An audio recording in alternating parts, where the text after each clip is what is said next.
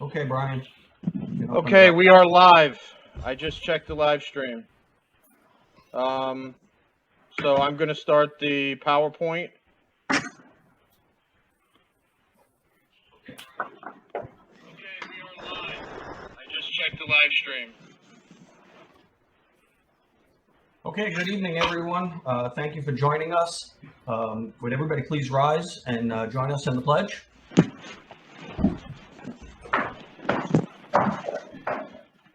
Pledge allegiance to the flag of the United States of America, to the to the republic which it stands, for which it stands, one nation, one nation, under God, indivisible, indivisible, with with liberty liberty and justice justice for all. for all.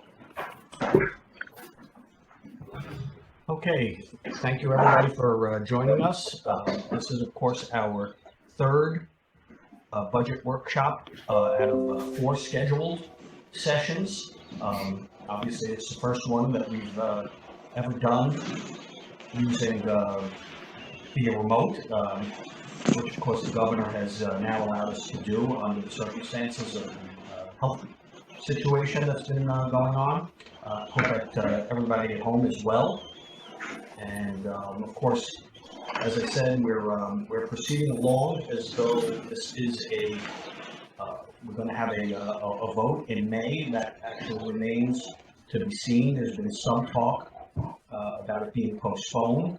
We don't have any additional information regarding state aid, and of course that's probably questionable right now. There is, however, some talk that there will be aid for schools in the federal bailout, if you will. So we're just going to have to continue along doing our work and see where this all leads us. So with that in mind, I will turn it over to Mrs. Burns. Thank you, Mr. Geller, and good evening. As Mr. Geller mentioned, this is our third of tentatively 4 scheduled work sessions, and the first ever we have held virtually. So I would like to thank Mr. Taylor and Mrs. Fulton for making it happen. We've come a long way in the last few years, and I think we have grown exponentially in the last 2 weeks. This presentation will be recorded and posted on the district website, and any questions may be forwarded to Mrs. Pilati or me via email, and we will be happy to get back to you. We do continue to review our budget, and some adjustments have been made, but in light of the current situation, we anticipate there may be additional changes due to how the state will fund districts in the upcoming school year. As we have previously discussed, we are faced with a tax levy limit for 2020-2021 of 2.01%, and for the 9th year in a row, we have stayed within the tax levy limitation. Tonight, we focus on the support programs, the buildings and grounds, and security budgets. At this time, I will turn the work session over to Mrs. Pilati, who will provide an update as to the proposed budget, and then share the specifics about the security and facilities budgets along with Mr. Bossi and Mr. McCray. Mrs. Pilati? Thank you, Mrs. Burns. Good evening, everyone. Brian, if you don't mind advancing the slide for me. Oh, okay, I can actually do it. Never mind. So when the district completed our initial draft of the budget formula, our preliminary expenditure budget for 2020-21 came out to be $125,661,630. That is actually a decrease from the prior year budget from 2019-20 of $242,182. If nothing else changes, then we would need to make budget reductions of $447,906 in order to meet our tax levy limitation. The budget process is still not complete, as we are working on the third and final draft of the budget. The current second draft does account for all known retirements at this time. And to address any shortfalls that we will have, we do have to await the final numbers of state aid, but as Mr. Geller said, that is questionable given the situation we're in. But we are also going through some of our expenditures again at this point for our final draft, as we have recently received updated renewal rates from various vendors, including BOCES. We are also fortunate that our district is fully funded in our reserves, and if a one-time appropriation of reserves was necessary to help close the budget gap, our fiscal health would not be compromised. Brian, can you advance? Thank you. So tonight, we will be focusing on the security and buildings and grounds budgets. Our security team of over 50 part-time guards is led by our Director of Security, Byron McCrae, who is also on the call tonight. So Byron, if I misspeak, please feel free to jump in. No problem. Some of our security accomplishments during this school year includes the addition of surveillance cameras. By the end of this school year, we will have 330 cameras. We have currently 281, and we are adding an additional 49 by the end of the year.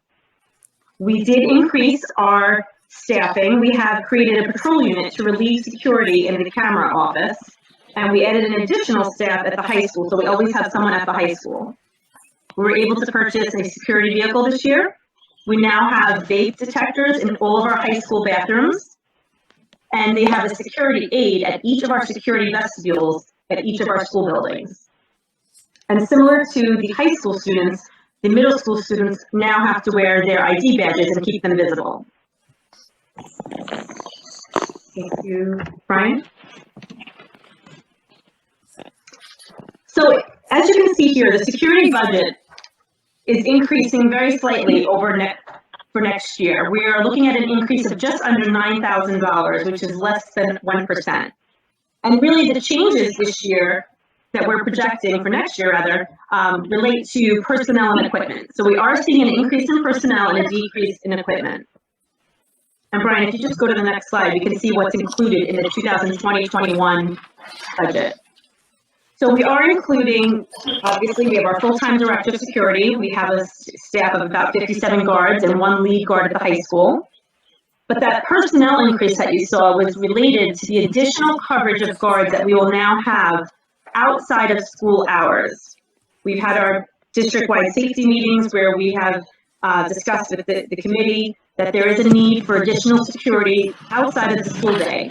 We have a lot of activity going on in our school district, our school buildings rather, after school hours with various groups, our sports, so we do need the coverage, and that increase in personnel costs relates to those additional guards. Also in the 2020-21 budget is increased camera coverage. We are looking to purchase additional cameras. We are looking to purchase an additional security vehicle. We will have additional door notification systems for the high school as well, and vape detectors for the middle school. So that's the increase, that's what makes up the equipment line of the budget. We also have to replenish our ID badges for staff and students, and as always, Mr. McCrae provides professional development for his staff. Brian, thank you. Of course, our Buildings and Grounds Department is led by our Director of Facilities, who is also on the call, James Fossey. We had several accomplishments in the Facilities Department, and James, please, again, feel free to jump in if I misspeak or forget anything. Sure. This year, as you can see, we had several accomplishments. They were able to upgrade the parking lot lights to LED lights. We installed security vestibules, obviously, at all of our school buildings and a new high school entrance. We have installed shop class air filtration units. We constructed new storage closets and offices at Bayview School. We constructed 3 new offices for the IT department and have renovated other office space. The Facilities Department has completed over 1,750 work orders so far this year. They have surveyed all the steam traps, and there are some rebuilds in progress. They have replaced multiple heating coils throughout the district, had made significant progress on painting, and reupholstered many couches and chairs in the libraries. Brian, thanks. We have also replaced many carpets and floors throughout the district, and they have initiated the grinding and polishing of the high school terrazzo floors. We were able to install a new sound system in the high school gymnasium. The high school main office floor was renovated, and they replaced the furniture in that office. We were able to provide 40 new teacher desks and chairs. We upgraded the building emergency lights to LED as well, the wall and emergency lights to LED. And there was repaving done at Beach Middle School and Manatuck Elementary School parking lots. Of course, we had major upgrades to the middle school auditorium, sound and lights, and major repairs to the high school and Udall boiler section leaks. And again, we are underway with another year of bond projects, which we received a separate update on in a previous meeting. Thank you, Brian. Our buildings and grounds budget for 2020-21 is only projected to increase just under 0.5%. So we're looking at a budget of $8.5 million. And if you go to the next slide, Brian, we can see what the major items in that budget include. We did start the middle school home economics renovations at, I believe Udall was the one that we started this year.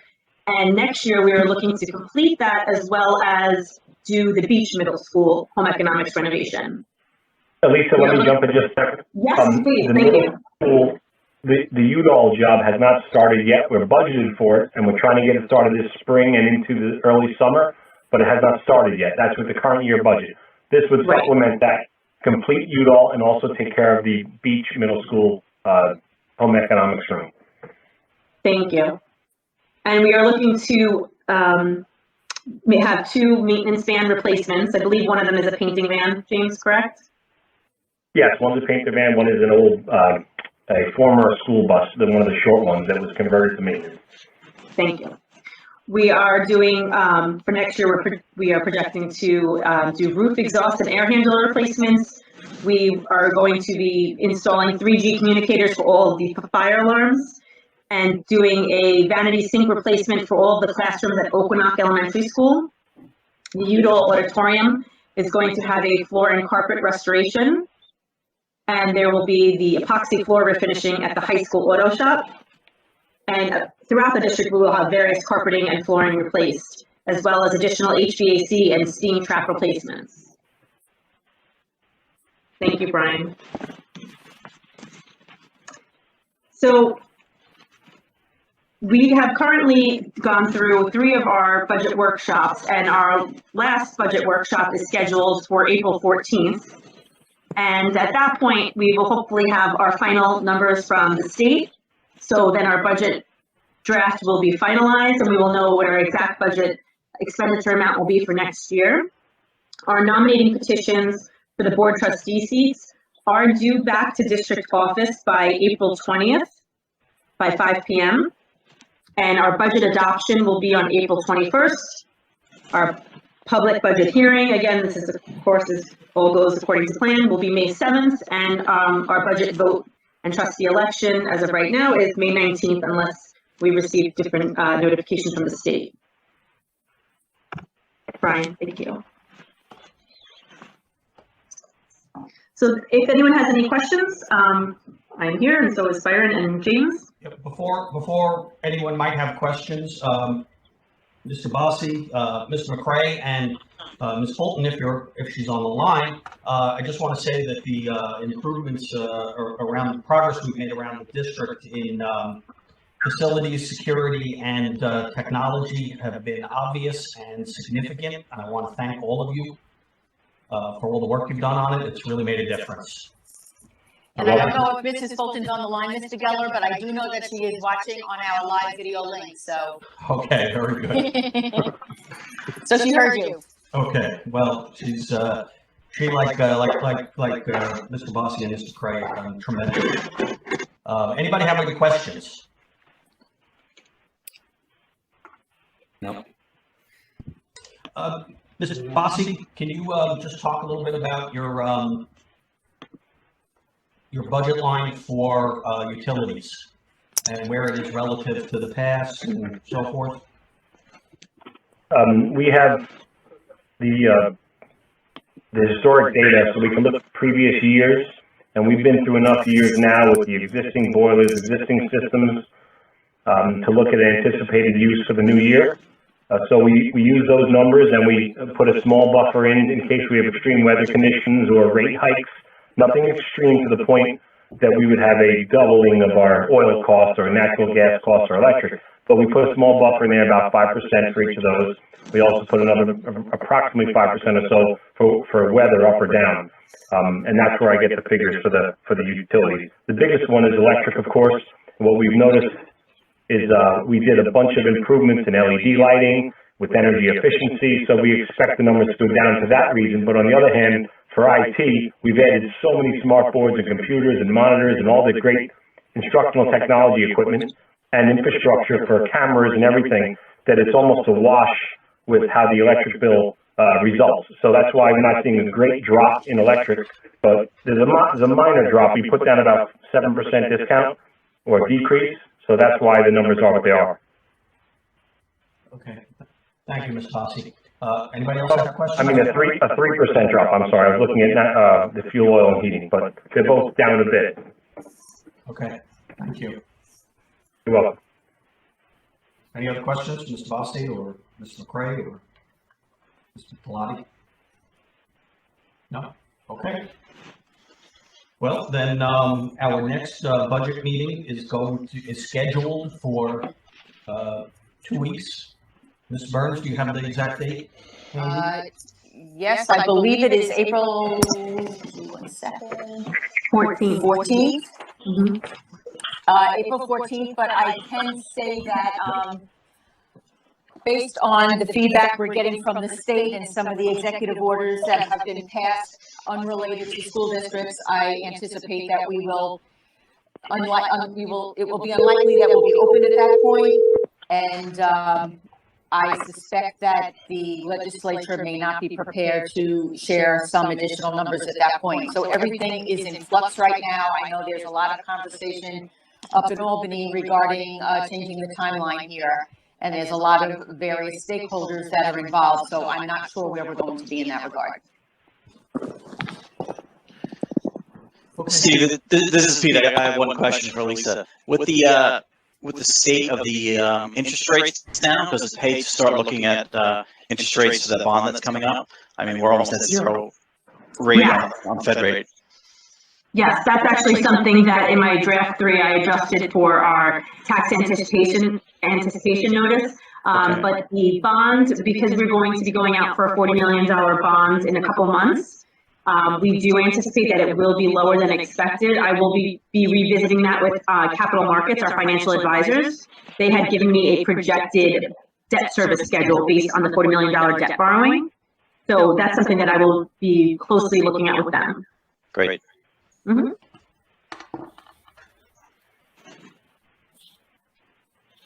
Okay. If there are no additional questions, we're going to close the budget meeting, and we're going to start the board meeting at 8 o'clock.